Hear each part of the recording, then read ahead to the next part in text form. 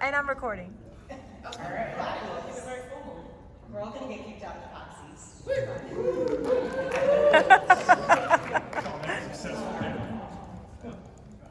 Yeah, I guess we can start. Hi everyone. Welcome. Hold on. Lady Lucky greeted you.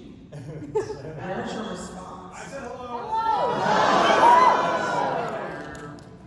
I hope you all are in the right place. I will contextualize. We consolidated the title because that's what PAX did previously. The appropriate title for this panel is it ethical to keep your friend as a pet if they're a werewolf? And other queries. Now you know what you're here for. Lock the doors. Here now with us. It's going to be an hour of nonsense. Let me just preface that for everyone.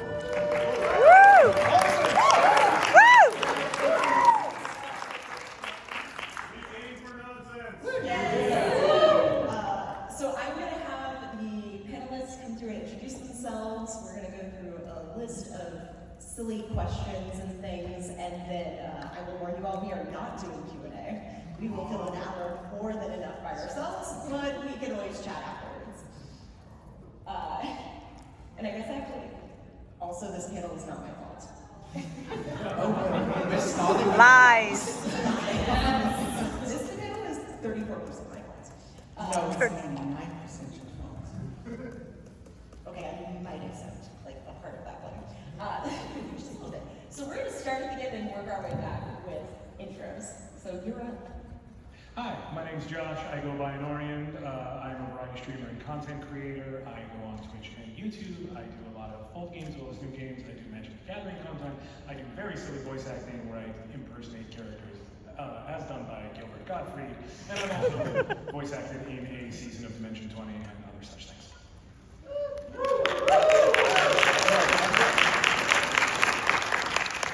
Hi, I'm Chris Cornelius, aka Painting Pirate, vegan pronouns. I'm a variety streamer, I'm a miniature painter, I'm a TTRPG performer. I'm an actual legitimate pirate, don't question it. And yeah, I do all kinds of ridiculous, silly stuff. That's who I am.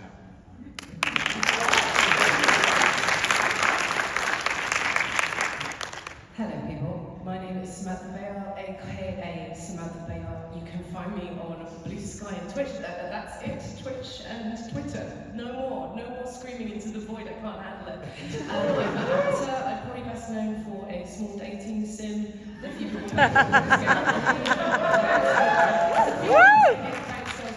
really need the likes, comments, and subscribe, that'd be great. It's a pleasure to be here. I'm playing more TTRPGs, it turns out. So, just done 20-sided Tavern in New York, and we're doing that. Woo! And Call of Cthulhu in the UK in the next couple of weeks with Mark Meir DMing. Just thought I'd get that plug in. Thank you.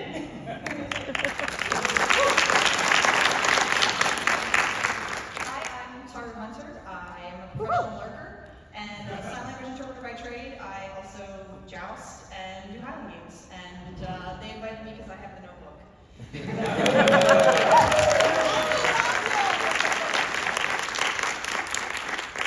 My name is Tanya, aka Cypher. You're in ne'er-do-well. I'm a game dev, narrative designer, TTRPG designer, and occasionally when people invite me, I do shows like Breakfast Waterdeep, Black Dice Society, also with Mark Meir. And this panel is slightly 5% my fault, because I asked Mandy about, hey, we should submit this to PAX, why not? And they took the panel. And we filled the room with PAX Unplugged, and it was like, let's do it again, and here we are. So, I often drive around shenanigans, and for some reason they keep talking to me. I also stream and do things online like paint dice and paint minis and stuff like that.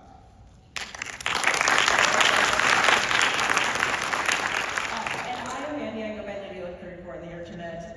I do occasionally stream and get dragged into shenanigans because of some of these people.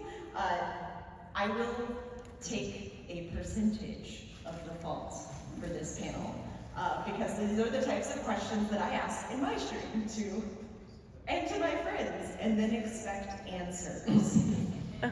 So it's only appropriate that we start with the question that kicked us all off. It will be the free answer from you all, which is, do you think it is ethical to keep your friend as a pet if they are a werewolf? I'm going to need more detail from you. Is the friend permanently a werewolf, or is this a kind of moon-related situation? What is your source of truth for media when it relates to werewolves? I'm just going to wait for an answer.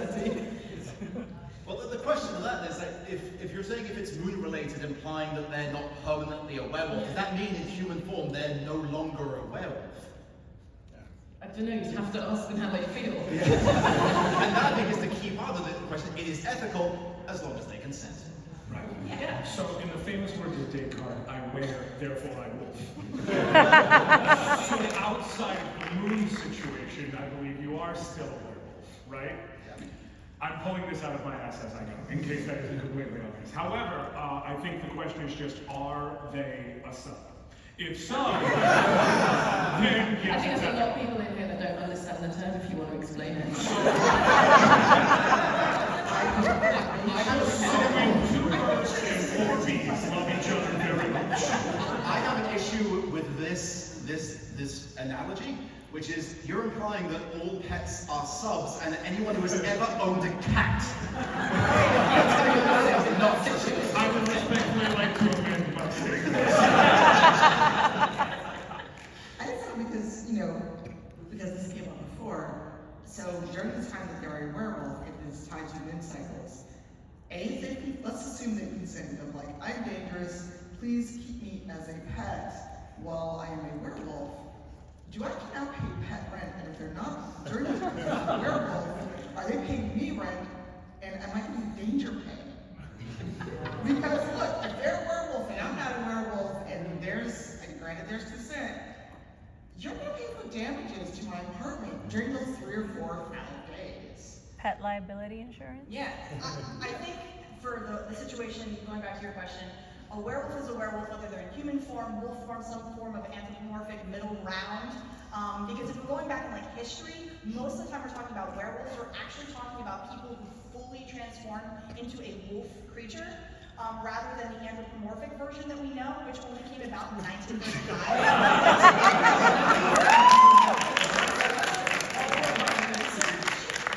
Charlie gets the questions in advance, he does research.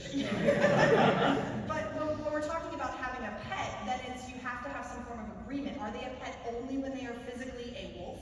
Are they a pet when they are the anthropomorphic form of a wolf? Are they a pet when they are a human as well? I think a form of contract would be very important in this situation, especially because as a werewolf, they would still retain a lot of their human mind in a lot of cases. So, I mean, again, we're going back to the consent thing. Consent is sexy, people. Yeah! So because we're at PAX East, I did draft a couple of questions that are a little more video game centric. We're going to go off the rails, to be very clear. So the first question I'm going to ask is, would you be a choco? Yes. Yes. Yeah. Duh. Next question. Does he have a name? That's my question. It's like livestock. If you've named them, you can't eat them. Surely. Yeah, I think it kind of goes along the lines with, like, in other countries they do eat horses, but for me, as someone who cares deeply about horses, I would never be able to bring myself to eat a horse. Would you eat someone else's horse? No! Would you eat someone else's horse that is a bird? Talking about that, in fact, but because they spend so much time running, and because they're used as a mount, their meat would be incredibly tough and stringy. Gamey? So, like, is it really gonna be of benefit to eat the chocobo in the first place? Okay, hold on. But what if it was the abomination of a chocobo and a camel that was in Assassin's Creed? I want to just bury that. Oh, God. Because look, There's a holy water over the top. the Final Fantasy Assassin's Creed crossover, there was a chocobo camel. It was both. No, it was. It was. I see it when I close my eyes. It's there. Wait. Does the chocobo camel self-marinate because it's got a hump? Oh. This would make sense. You'd be on this panel.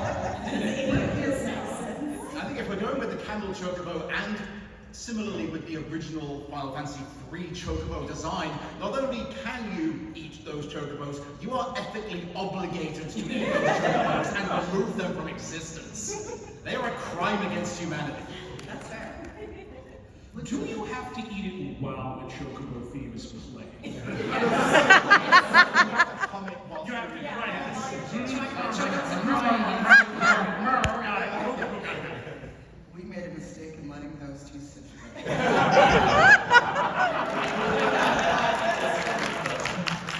Okay, but subsequent thought, because I was thinking about this as it relates, like, this is how it happens. It's definitely a derailment. Okay, we're all seem to largely agree that we would eat chocobos, but animals show up a lot as friends and foes within video games. Is it, I don't even know if I've used the word ethical, is it okay to, like, I don't know, you beat up animals a lot, staring at you, Legend of Zelda. At what, are they food? Are they friends? Are they punching bag? All of the above. they can take multitudes. I feel like because the chickens attack you back, it's all fair game. You know what I mean? Like, if they're coming back at me, like, I'm gonna hit them in the face. You hit them first! You started it. I started. Look, the chickens and white brown had it coming. Okay, we're just gonna shift gears now. We need to move away from the chickens. But, alright, Okay, so. but well, what about your favorite bears? Bears are my mortal enemies. I don't know that I could bring myself to eat them. What did I do to you? Yeah. They don't fit the criteria of this panel. The panel's not over. Not talking bears. Okay, so the next question. This is interesting because it comes up. We have strong feelings, various across the group. This is not because of you, Sam. Disclaimer. This is true. A lot of us have strong feelings about Sarah. Don't get me to say that. Okay, so one of the questions we asked is like, what constitutes a threshold that allows you to invite a vampire in?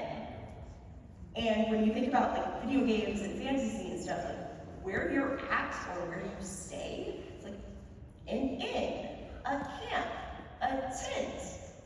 What is acceptable as a threshold? And who or what could invite vampires in?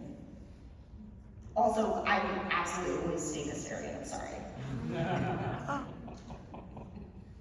My tent. So I'll actually try and answer this seriously before Tara actually answers it. Which is to say that all the places you described are places you sleep. So I assume that that's what that's about. You're inviting them into the place you're sleeping so they can bite you when you sleep.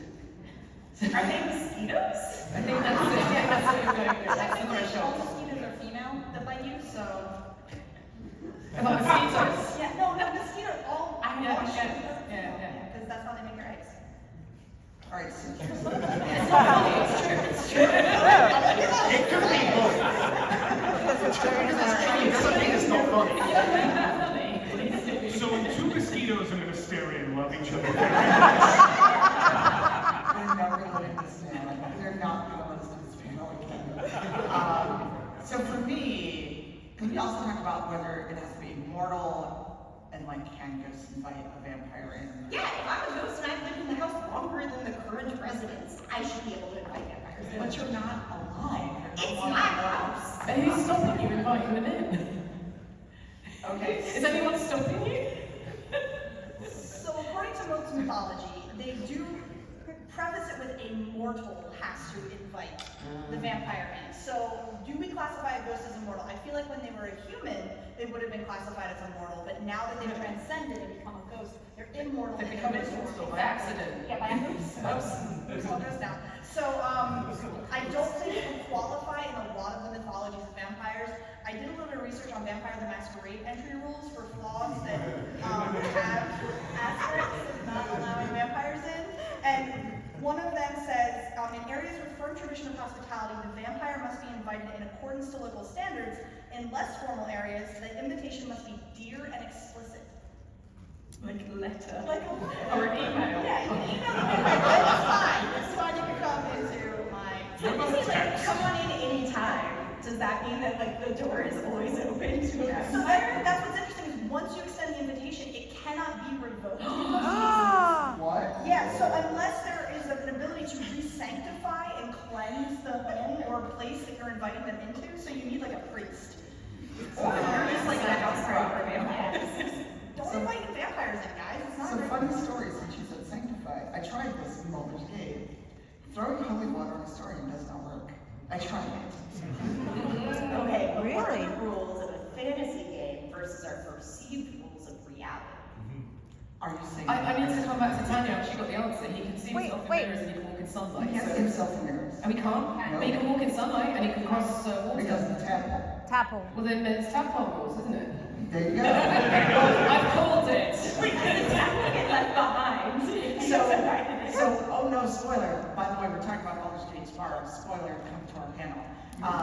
But if you do not become the absolute, Astarion gets all of those traits back, and he has to run from the sunlight Yep. at the end of the game. So at least in terms of Baldur's Gate, it's the tadpole granting him immunity and taking away those traits that we would think of for a vampire. Because you can cross run in water and it doesn't hurt him, but he cannot. It's like pick and choose which one applies. Because I threw like 10 bottles of holy water on that Gasoline next time. And these two tried to like. The violence has started. We knew it was going to go this way. That's why we put you in there, just to... I usually start talking. I thought that we were about to be called out for something, but I'm actually okay with that. Has not happened. Did you two have anything about the vampire threshold? I just wanted to know, like, were you throwing the holy water? Like, was he rolling bad, or like, did he just look at you the wrong way? Nothing. He just stood there and I just threw water and like he didn't even take damage. I'm like, this is holy water, you motherfucker. I'm gonna be honest. I agree with the choice. Yeah, no, it's a good I'm choice. just dovetailing like you said. I support that. Well, these two tried to like pin him in his camp. There's a lot of things you can move in the camp. Boxes, miscellaneous other things. There's enough to build a wall around his tent. Bring him out when you need a lot of picks, yeah. We talked about the idea of like a line of salt. Yeah. Put a line of salt around the tent, can't leave until the morning, and just like fudge it a little bit, and it's fine. The tent raises, again, in that question about what constitutes a domicile, like how mobile is it allowed to be? Like, if I live in a camper van, can I protect that against vampires? Absolutely. Yeah. Yes. And also, what happens if I run over a vampire? Are they then expelled further? They're going to be really mad. Like, do they fly further because they're also being repelled by the threshold? Which is a big bang I just ran them over with. I like the idea of the threshold moving with you. Exactly, yeah. Fixed. I think it's going to be fixed. Yeah. Yeah, but what if I hang garlic over the door of the camper van? Depends if he's got a tadpole or not.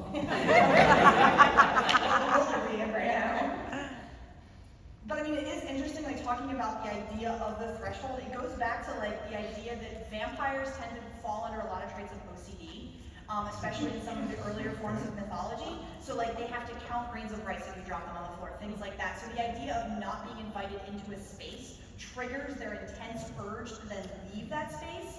So like it's not really a repelling thing. And also like in the Dresden Files was a great series of books. The idea of the threshold was actually a magical barrier that was created by a person living in a home and believing it was their home. So the camper van question, if you truly believe that that's your home and you've spent time there and you've created this aura around it, anything that crosses that threshold loses a lot of its power as it enters. So I think in a fantasy world, when we're talking about thresholds, it really is like your mental belief and creating that magical like protection around yourself. Right, that's where I was kind of wondering. So not just any RV, but if that is where you live, hashtag van life. If that is your thing, then does that count? I think in that case, yeah, it's infused with that sense of this is where you live and your terrible life choices. Yep. Okay, then for me this brings up the question quickly. Who has seen Sinners? The rest of you go to the movie theater. God damn. Okay, but quickly, at least you all know it's a vampire movie. And there's the idea of the threshold because they're in the place where the vampires are trying to get in, it is not anyone's home, it is a business, it is a juke joint. And then people who get turned cannot return into, and there's this moment of, but you've been in out here all day, and that's when they go, oh, shit. Well, I guess this is going to be bad for us. And the person who gets turned on the premise, then when he runs out, he cannot come back in. Oh, because I was about to ask, like, okay, what if you're in someone's house and if they're van, and you magically have a moment where they're like, yeah, this is my home, and the magic goes into effect. Do they just get vaporized? I don't No, know. I imagine it's like, remember the old like kids game Pop-Up Pirate? Where you put the little swords in the barrel and eventually the pirate just pops out, shoots out. That's what I imagine happening to the vampire. It's like out the door, just yeet. Yeah. I mean, if they're in your van and the door is not open, they might just be taken out the wall. Or through the windshield. Yeah. Far away. Imagine the Did they insurance leave on us? that. I don't think Geico has a drop down in the app for that. No, code, that's just to be fair. Not for vampire-related damage. Right. Well, we have to shift, because we have to talk about all the things. So we talked about werewolves, all the things by my definition. We've talked about vampires. Zombies. Right. If a zombie eats another zombie, is it cannibalism? Yes. Yes. Yeah. Next question. Next one. No I argument. normally don't get this. It's like literally the definition. Yes, same species eating itself, that is cannibalism. Okay. Sorry, man. That was too fast, y'all. But a zombie eating a human is not cannibalism, in my opinion, because at that point the zombie has shifted to a completely different species. So zombie-human eating situation, not cannibalism. What species would you describe a zombie as? An undead human? Okay, but just not close enough to human No. to okay. So what if a zombie eats a vampire? I want to be in that courtroom. Like straight up, like, so if a dachshund eats a corgi, that's cannibalism. If a wolf eats a corgi, that's not cannibalism. Yeah. So we had a very deep dive into what This is what you wanted, Mandy. Yeah, the context for this is that Tara and I ended up going into a giant rabbit hole about cannibalism in the middle of playing Diablo 4. Cannibalism really is a topic you can get your teeth into.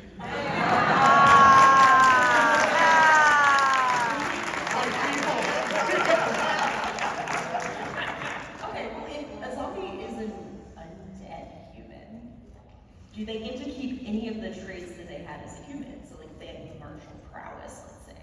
How do they become a zombie? What kind of zombie also? Yeah. Yeah, well, That's- what are zombies right now? Like, there's a big difference between Walking Dead zombies and clickers. Yep. Yep. I mean, we can throw in, like, Last of Us, Uncle. That's Right, that's. Well, yeah, I was thinking more like Resident Evil. Okay. Okay. That's a good baseline, it's a good baseline. Or you also get into the old TV show iZombie, where the zombies are fully sentient still. Like, Oh, yeah. There's tiers to this. Yeah. Do we believe that zombies are sentient? Again, it depends on Well, the in mythology. iZombie they are, yeah. Yeah. Only by And like 28 days later, they're not sound. That's true. Depends on. Well, okay. It's almost as if the genre's been overdone or something. Okay, so going back to the martial prowess aspect, I really think it's going to depend on, like, is this the type of zombie where they decompose over time? So if they're, like, completely decomposed and don't really have any musculature left, are they actually going to be able to throw a punch? Because, like, my tendons and my muscles are what allow me to throw a punch. So if I'm just, like, a bony, rotty bit, like, I don't think I'm going to have any power or any real ability at that point. Or what if- But then I'm they're like, like, oh, my arm, yeah. I assume that the nerve endings are gone, right? So they're not Yeah. feeling anything. Yeah. They're going to put everything into that I'm punch. also talking about the original zombie movie, in which case the reason they want to eat brains is because they are feeling themselves decompose, and eating brains is like a drug. Ah, That makes sense. that makes sense. Yeah. So, Are zombies addicts? yes. Yes. Are zombies what? Addicts. Yes. Would you consider zombies a cult? Do the zombies have a leader? I feel like a cult necessitates a leader. And a cult suggests choice where I think zombies, like, once they've turned, that's kind of it. That's true. Okay, but what if there was one zombie who kept their intelligence? Was the cult leader? That's it, yeah. When once you have that, once you have the narcissist in the group, you have a cult, so yes. I know that. I'm trying here. We're trying to find a zombie leader. I mean, if we're going by what Resident Evil and any variety of zombie video game, there's different tiers of zombie. Only I think only a few of them question mark are like, oh yeah, zombies are all the same. They gotta like make it more difficult so that you maybe get eaten while you're playing. So, do you have a tier of zombie that's automatically your like leaders? X. No, seriously, X is something that follows you through most of Resident Evil, like 2, 3. It shows up with the bazooka. Mr. X. X is 2, Nemesis is 3. Nemesis was 3, yeah. I can only imagine if anybody saw the mod that they did on the remake where somebody turned him into Thomas the Tank Engine. Yes! So I just can't imagine anything else but that. Be like, yes, there's a No, you have to, character train following you around. but then you have to add the mod that plays X is gonna give it to you when it shows up. And then suddenly zombies became an entirely different genre. Yep. Okay. What would you live as if you had to choose between a werewolf, a zombie, or a vampire? Werewolf. Werewolf, definitely. Vampire. Really? Alright. I'm not justifying it, I don't have this. No. I was just surprised. I will justify, I'm hairy and I bite people. Werewolf is barely a change for me. Look at me! I'm 38% there already. I also feel like with werewolves, most mythology is like, okay, it's a couple days out of the month that this problem is occurring. The rest of the time, you're totally fine and normal and can function. And I feel like with vampirism, that's like a permanent situation. So, and with being a zombie, it's even worse because then you're like rotting away. Yeah, I don't think anyone should zombie. Yeah. What about you? What would you think? Probably vampire. There we go.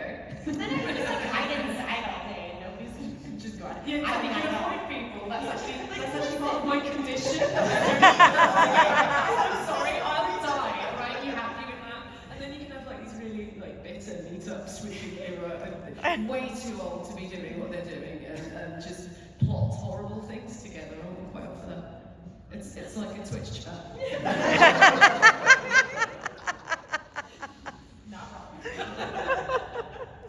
Does this group, do you all, does your base vampire, like, fly in your mind? Mine is top tier. Come on, he's got to be Antonio Banderas.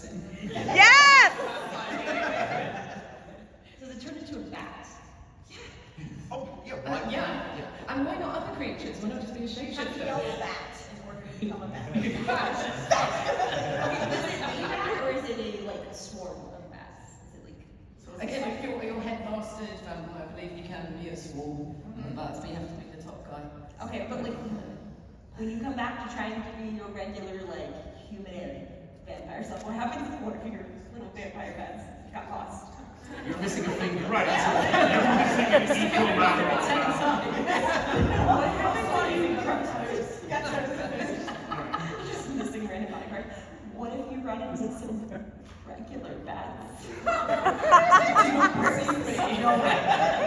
So I'm gonna go with being investigated. Yeah, they'd be like, this Like is you're so mostly human, you just got a wing here. Just trying to get free. Just trying their best. Probably bite them Yeah, on site. just like, no, not friend. Food. Yeah. Okay, this one is sometimes disputed. Do you think werewolves are cryptids? Yes. I really appreciate that all of you had to think about that a second. Yes.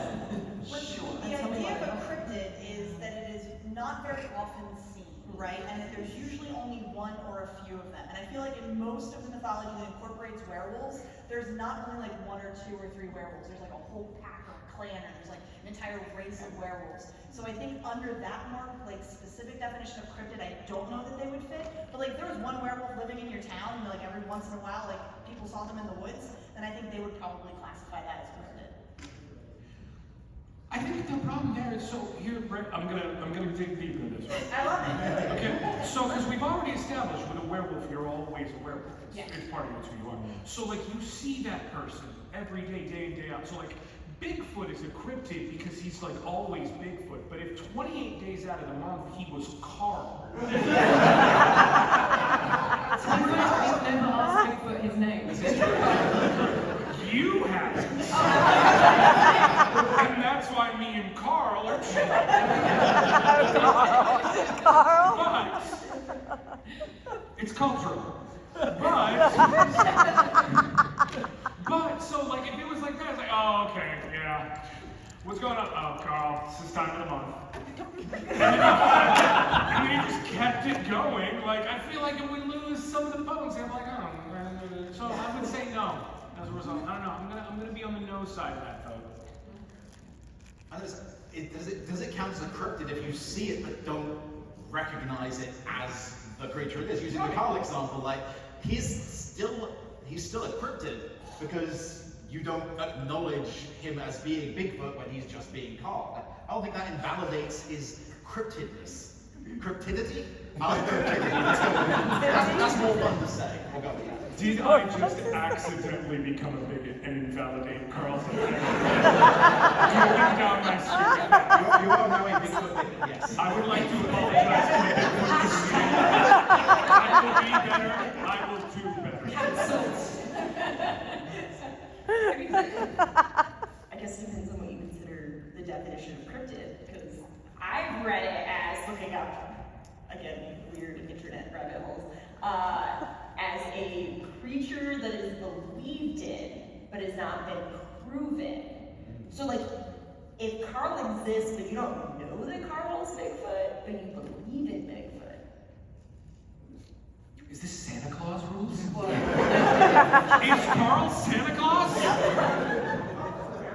Folks, we're coming dangerously close to cracking this case. I will have a peg board up with wrench straight before it's all said and done. This is all actually a Monster of the Week episode that you all are taking part in with us.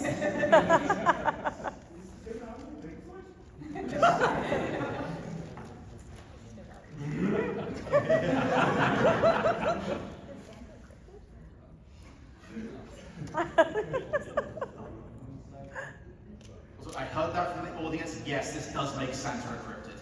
Yeah. By almost any definition. We're just not going to start classifying things as cryptids. It's fine. Vampire question. All right. If they only need blood to survive, technically that means they don't need air. What kind of jobs would a vampire be great at? Deep sea. Well, you say deep sea diving, but are they still susceptible to pressure? Because that's going to be the killer. I didn't say they would survive. So they're pretty good for it. True. Space exploration. There's the astronaut vampires, yeah. But then does the sun become a problem? But then we've got the whole crossing running water thing. So is it specifically because they're going straight down? Well, which is the ocean running water? No. Yeah. See, okay. That was a very clear There are lots of learned people in this audience. The ocean is not running water. What are waves? Gently stroking? Which would pull us back But it's still moving. But it's Wait, not wait, flowing sir. in a specific direction. It is being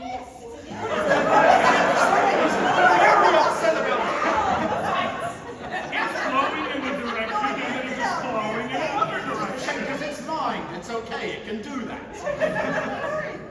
Yeah, like, there are ocean currents. Okay, so that area would be dangerous for the vampire. But like, Oh, if so they you're go allowed over to parts cross of the ocean. Does anyone actually know how the bends work? Yes. Okay, Yes. Explain the bends. Okay, spoiler alert, I'm a scuba diver.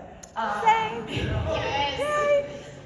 So the bends is generally about when you're at depth, your body cannot offload usually specific types of gases, normally nitrogen. And so bubbles of that gas will build up under your skin, in your joints, what have you. So when you scuba dive beyond a certain depth or a certain amount of time, because you have the air to do so, you will make stops at depth as you're coming back. And that is meant to allow that you are now kind of under less atmospheric pressure to offload some of that gas. So I guess it becomes a question of like, would a vampire be affected by the buildup buildup of nitrogen in their body. Where is it coming from? Is it coming from the oxygen that you're breathing? Or is it coming from the water itself? Depends on what they're wearing, I guess. Yeah. No, but I'm saying for you, it's Oh, all no. because It's- the nitrogen is obviously in Yes, the but It's in the gas you breathe. Yeah. Right, so, Yeah. so Like your the nitrogen. vampire by not breathing would preclude them from having the beds. Yeah, they That's just have true. like whatever the normal amount of nitrogen is in their body Right. at any given time. And now I'm thinking that, red blood cells carry oxygen around the body, and I'm going, well, how does that fit into what a vampire actually is? What does that do? Like, because they're obviously only drinking blood, right? So there is some sort of oxygen transfer, and now I'm wondering if that's affected. Is it just the oxygen that they need, or is it some other nutrient out of the blood? I don't know, you're the expert. I'm not an expert on vampires. Let's check the book. Check the book. So question then, if we're talking about them having fed or not fed, would a vampire be only susceptible to the bends if they don't feed before their dive, much like we should not eat before swimming? Okay, so Ooh. Don't feed for 30 minutes before scuba diving. Yeah. So the thing is, oxygen, it's a two-directional thing. We're focusing on them going down, and mood.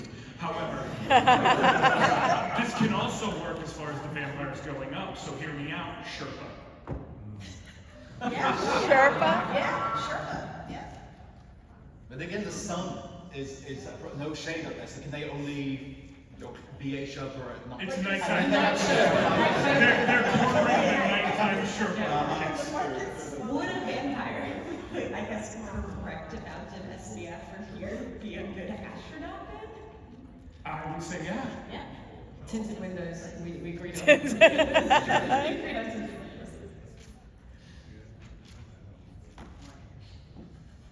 Sorry, I'm still stuck with Sherpa. This does not instill confidence that you look at me to start laughing. Well, since we're talking about underwater, could a zombie, like, I know they deteriorate, depending on what media we're talking about, but like, zombies walking underwater, yes. Is there a buildup of gas? It would depend on what portion of decomposition they were actually undergoing, because initially corpses float and then they sink and then they, so it's a whole thing, depending on like where in the decomp thing, and I'm on lists now because I researched that. Okay, fresh zombie just got turned, or Harlem turned into a zombie. I still don't think that they could do it because eventually they will rot and water will bloat them and they will go to the surface and then they will starve because they're just floating under the water. Right, the gases during decomp. And imagine the zombie doesn't know why it's there. What it's doing. It's just like, also, does a zombie need to breathe? So like, No. I think so.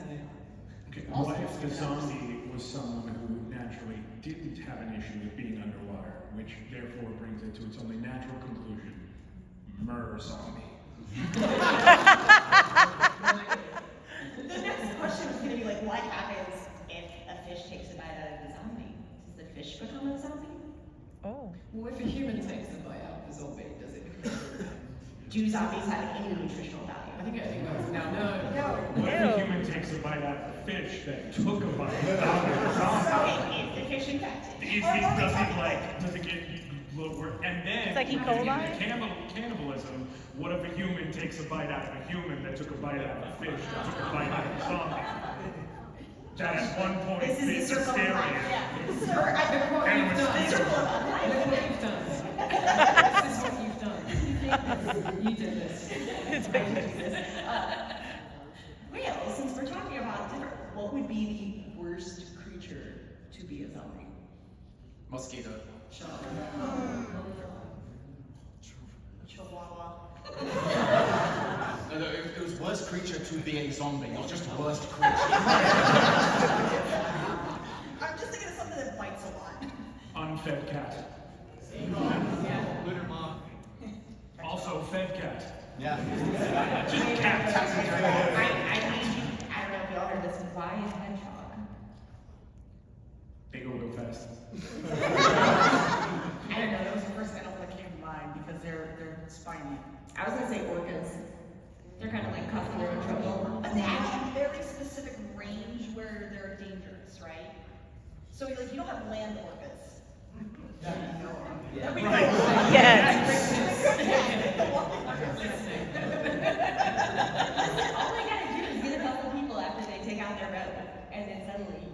mean, squirrels are zombies. But I'm thinking, like, if there's something really, really cute that becomes a zombie, everybody's gonna want to pet it. Because if not friend, why friend shaped? There's a lot of us out there that believe that. So, like, something super cute, like, that would be, I think, the I most. believe that's not to evidence. Yeah. If there was a zombie Kuoka, Oh my God. knowing you. See, I was gonna say alternatively, besides the cute factor, could just be something that's everywhere, like squirrels. Oh, yeah. And squirrels have no personal space boundaries. No, none at all. Rabbits. Because you would have so many more zombies. Very soon. Well, okay, that brings into the question, if the rabbit is a zombie, can it procreate that? No. Depends on which part of the equation it is. We're not gonna get out of this building. Idiots. New option though. Zombie koala. If a zombie koala bites you, are you now a zombie with gonorrhea?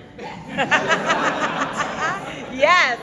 I don't know. Is zombification an STD? Apparently. If you're doing it right.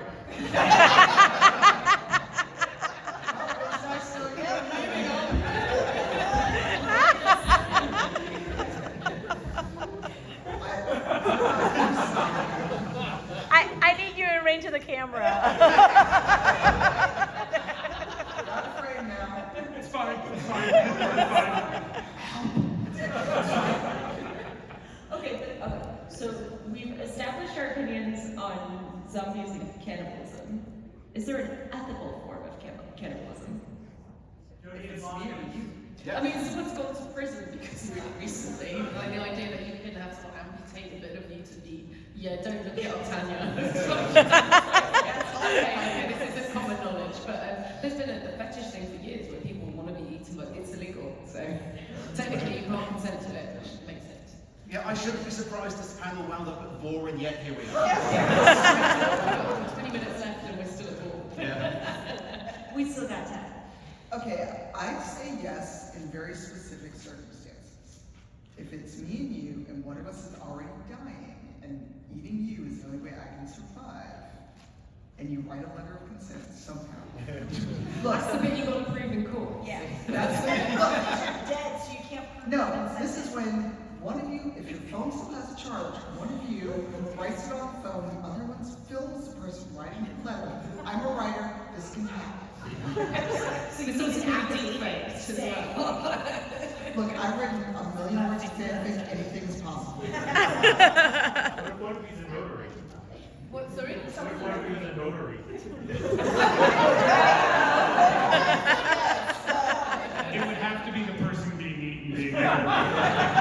Just to I be mean, we clear. did say, the question here was whether it was ethical, not whether it was illegal. Two different Very heterosexual consent is sexy. If you But like that to was see just- None of us ever spoke again. Yep.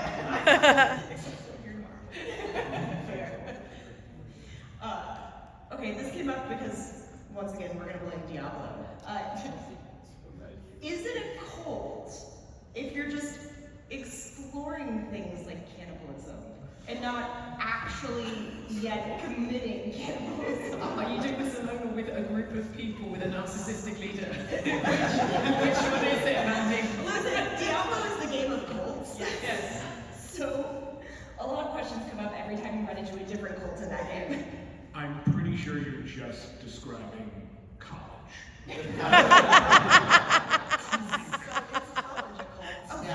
Yes. Next question. Most institutions are, yeah. How are you envisioning exploring cannibalism without actually engaging in cannibalism? I think you should just scrub your history. To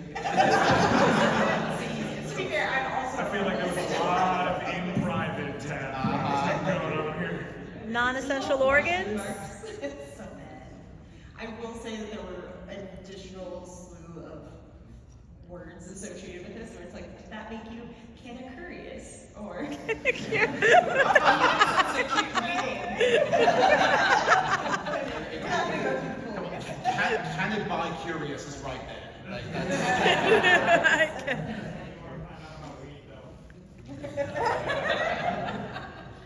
What would cannabi be?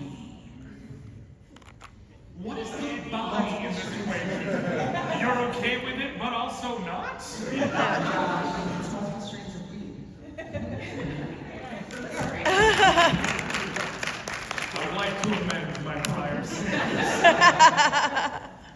We need to keep a list of your amendments. It's like your traveling ensemble. It's being recorded by 2 different people. Yeah, we're good. It's fine. Many witnesses. Okay, this is not exactly what we're gonna, not exactly the vampire question, but I was thinking about this. Video games have so many, I guess like, whether you're talking about like horror, suspense, what have you, like scenarios where you, a random human, usually, stumble across someone being something supernatural. Their home, maybe. So like, what do you all kind of consider, ownership of a haunted or abandoned place? Sorry, I was rewatching videos of The Evil Within and was like, you stumble across an like alternate dimension, old school asylum. Do you know? I don't know. No, Right. my black ass I've seen all the movies, they told me don't go in. No, see, you can go. Me and Sam, as black folks, we're leaving all of We know what happens. I want to live. No. There's too many horror games, we've not learned this lesson, okay? I mean, That's because they star white people. Nailed it. Spoiler! Listen, if you wander into, I don't know, like an old abandoned asylum, does it, whatever lives there, they have ownership? yes. Yes. My bad, bye. If you survive whatever horrific otherworldly encounter goes on, as far as I am concerned, that is the payment. My down payment is I didn't get eaten by insert occult being here. Thank you. This is mine. And then also you're used to things like, oh, the house is creaking. No, that's the globalist. Just ignore him. No. No. I've lived to my grand old age by not seeing things. We're really gonna have to do this place up, aren't we? This is now. Look, okay, for the brown people in the room, the minute you hear a noise and you are home alone, what do we do? Is it inside? Bolt. Anywhere. You just, okay, look, you're just bringing logic into this. We Logic-free zone, okay? You are home alone and you hear or see something and you know you are there by yourself and it is inside. I leave. The Bolt. whatever's there can pay rent, deuces, I'm out. True story. I just turn all the lights and hope they're light. Nope.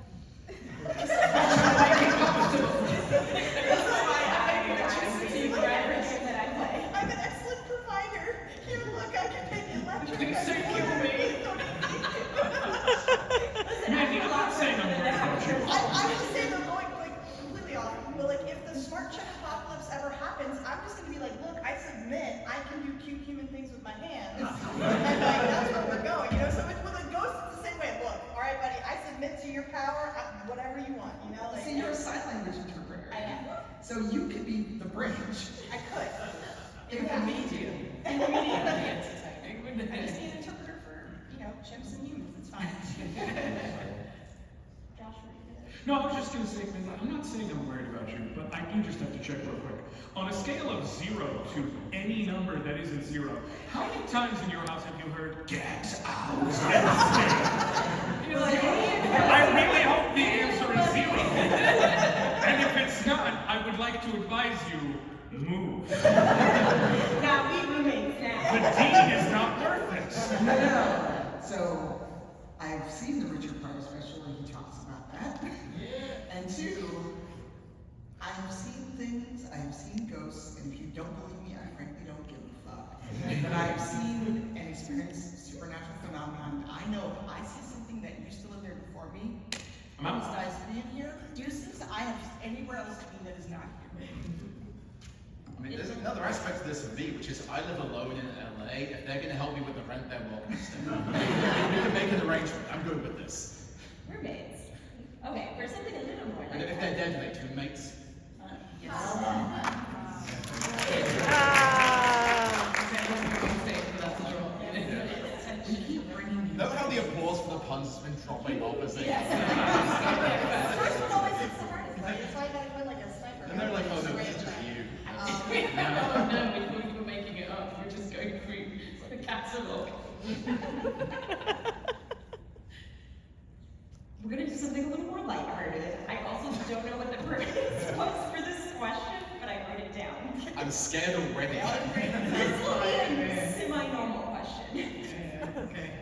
Don't If you believe could be one non-essential animal for any video game franchise, what would you be? Non-essential. So let's clarify the rules. So for instance, we're saying like in Final Fantasy, not chocobos because they're kind of essential for transport in certain games, things like that. Like just the rando thing you might run into. We'll say yes, because I don't know what I was thinking when I wrote this question. That's fine. I just have to look at it and be like, what did I think? Why did Or I say like not not saying saying things that don't have names. I mean, like, I would accept a cactuar as an answer here. Okay. I'd be a dog because you could always pet the dog. Yes. To me, your job's not essential. I feel like they're essential. Yeah. A bear. Fine. Mortal enemy. I mean, I could just like sleep most of the year and do nothing. Yeah. I feel like bears get in a lot of fights in video games, though. I mean, I get in fights online, so what's the difference? I mean, I used to be their size. Can I pick dragon?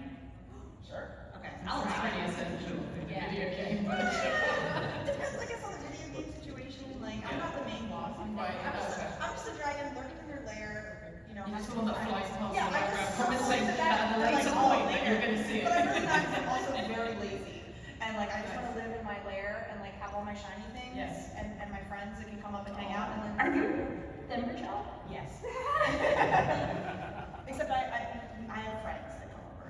Okay. Are they also dragons? Sure. Yeah, I have dragon friends. It's Do fine. they bring like all their gold with them and you Yeah, have we a like little show party? up, like, You can hey, show like, up. yeah, that's you, oh yeah. Yes, exactly. I'm looking at you two at the end. I'm gonna go with crocodile. Because just as good on land and water, and if I have to eat anyone, everyone's responsibility, like you messed with them, that's on you. Koopa Troopa. That's encrypted. We play. Yes. Really, if I just avoid Italians, I'm fine. It's a pretty easy way to live. If you think I'm going to turn and apologize to the Italian community, Never again. Just add Learned it, the lesson last time, didn't we? right? like, just add it onto the big black background white text post you're going to have to make on socials after this panel. No, I'm willing to go down with that shit. I just came to the context here. I hear crocodiles and I just remember you like dropping bodies in Mafia. Oh, yes. Who has played Mafia 3? Jesus Christ, get out and go play some games. But basically, it's a very quickly, in Mafia 3, it is in faux New Orleans. And early in the game, you have to sneak into a compound, and when you kill people, you can feed them to crocodiles. And there are many clips, mainly because of this one, of me just cackling. As I, well, also, you're a black dude that gets to go kill a bunch of races. So see, now you can still play the game, because there is a whole point in which you basically take out a whole clan around it. That is the most cathartic thing. And also you get to like, and this is a terrible way to phrase it, but I enjoy it. You get to kill someone who tried to kill you, and you string him up on a merry-go-round and just watch it go up and over, and you're screaming for mercy. Yes, I'm a terrible fucking person. Counterpoint, if you see someone feeding unabashed racists to crocodiles, no, you didn't. No, you didn't. All the bystanders in that game are like, I saw nothing. No, they're like, See what? Carl? Carl the Bigfoot is over there. It's about to be his time of the month. it's like scared He doesn't like it when you call it that. He has a heavy flow.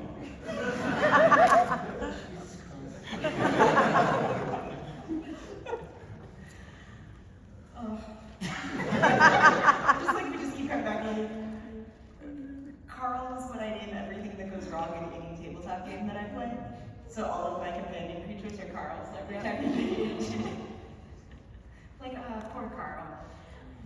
Okay. To wrap up, because then we're going to go into we have about 5 minutes left, everyone, so I want to make sure we have time for We will outros. unlock the doors and release you. You'll be allowed to be free for whatever this was. Knowing that we have a few different panels that we have, so I want you all to shout all of that out. We're going to circle back to our semi-second question about chocobos. Would you eat all of the animal friends in your video games? Hell yeah. Look. Scratch. Crocodile's delicious. I've had that shit in real life. Scratch. No, see, I'm gonna push back. Scratch's family, no. Oh. No, Scratch is not on the menu. Right, but Paul was, I think. Well, okay, so I must make an amendment now.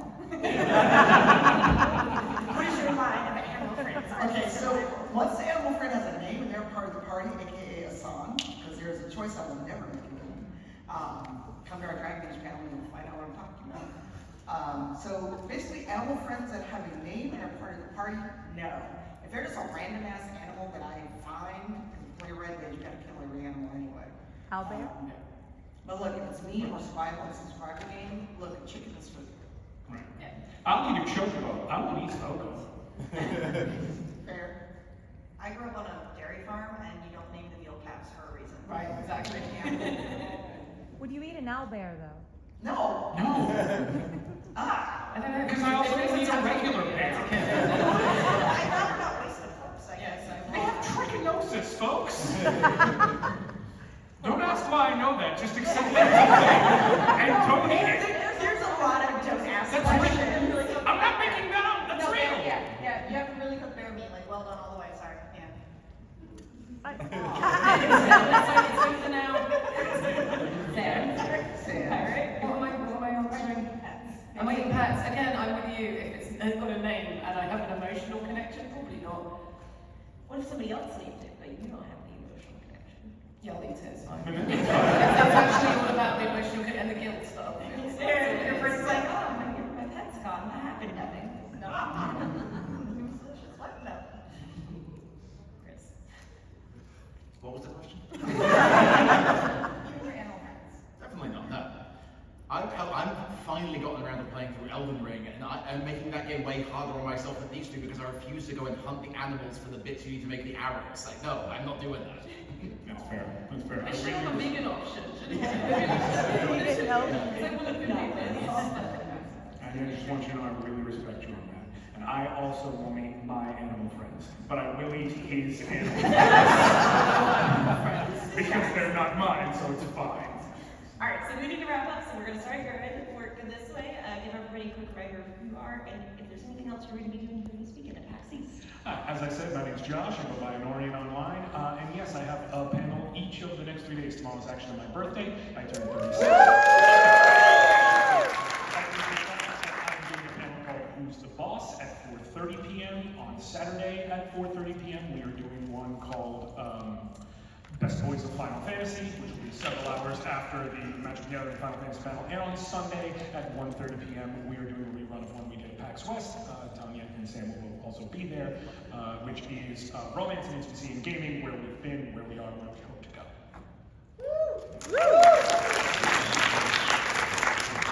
And then I've been Kristen is aka Painting Pirate. I have 2 panels left this weekend, which is going to be repetitive because I'm sharing it with many of the other people who are here right now still. First up is going to be tomorrow, 2 p.m. streaming for fun and rarely profit. So rarely is doing a lot of heavy lifting in that time. That is going to be 2 p.m. Right here in Dragonflight again, and then the other is going to be the Dragon Age retrospective that has been talked about a few times, which is going to be at 6:30 in Bumblebee on Saturday. The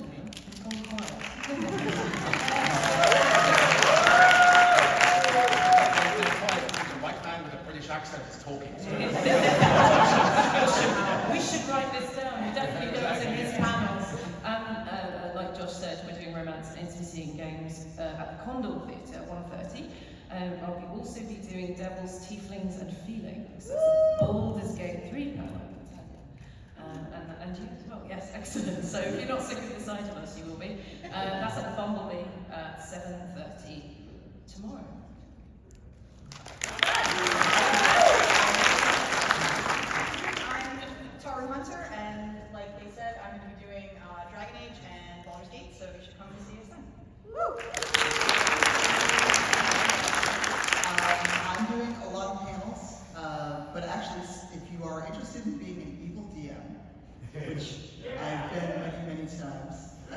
played with most of the people at this table, except maybe Josh.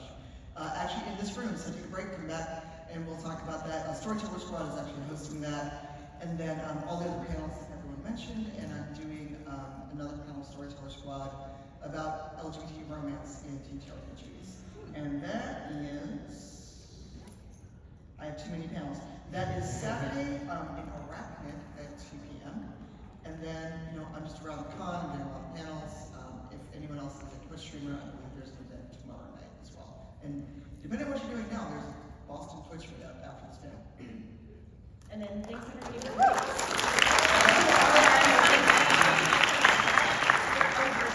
Thank you to all the panelists. I'm Layla 34. This is unfortunately sort of my brainchild, but I appreciate that all of you hung out and kept us company. I will also be on the Streaming for Fun and Really Profit panel tomorrow, but otherwise just hanging out. So thank you everyone for coming. Hopefully this was amusing for you.